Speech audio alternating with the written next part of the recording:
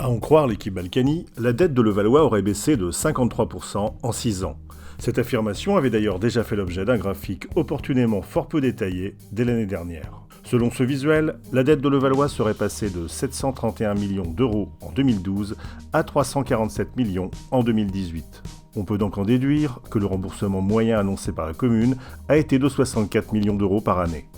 Comme il reste en 2020 encore 300 millions d'euros à rembourser, on pourrait croire naïvement que la ville n'aura plus aucune dette dans moins de 5 ans. Le problème, c'est que 78% du désendettement provient en réalité d'une source qui a complètement disparu. Car ce que la majorité municipale se garde bien de dire, c'est que durant cette période, la commune n'avait pas une, mais 2 dettes. Une dette d'équipements municipaux, payée par les contribuables de la commune, comme c'est le cas dans toutes les communes de France, et une dette beaucoup plus étonnante et spécifique à Levallois, la dette Semarelp. La Semarelp est la société d'économie mixte de la ville, en charge de superviser la réalisation des 3 zones d'aménagement concerté de la commune avec des promoteurs privés. Elle a fait emprunter par la ville pas loin de 400 millions d'euros qu'elle n'avait pas la capacité d'emprunter directement. C'était d'autant plus facile pour elle que c'est Patrick Balkany lui-même qui en était le président et que le conseil d'administration a toujours exclu les membres de l'opposition.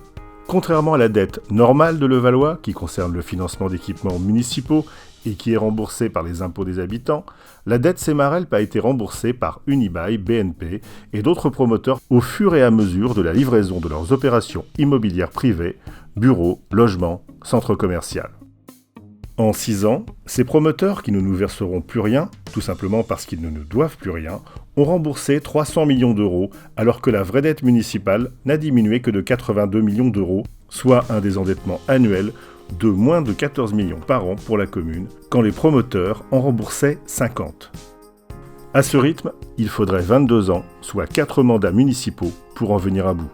La baisse de 53% que voudrait imposer l'équipe Balkany dans la tête des Levalloisiens est donc un élément de langage trompeur qui ne nous donne aucune réponse à la question la plus importante. En quelle année la commune de Levallois aura-t-elle enfin fini de rembourser sa dette, qui reste en 2020 la plus importante de notre pays par habitant ?